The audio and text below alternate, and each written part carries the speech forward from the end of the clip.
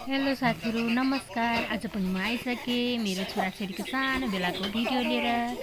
मेरो सानो छोराछोरीको बेलाको भिडियो चाहिँ ल हेरिदिनु होला साथीहरू। हेरेर साथ सपोर्ट लाइक सेयर गरिदिनु होला साथीहरू। मेरो युट्युब च्यानललाई पनि सब्सक्राइब गरिदिनु होला।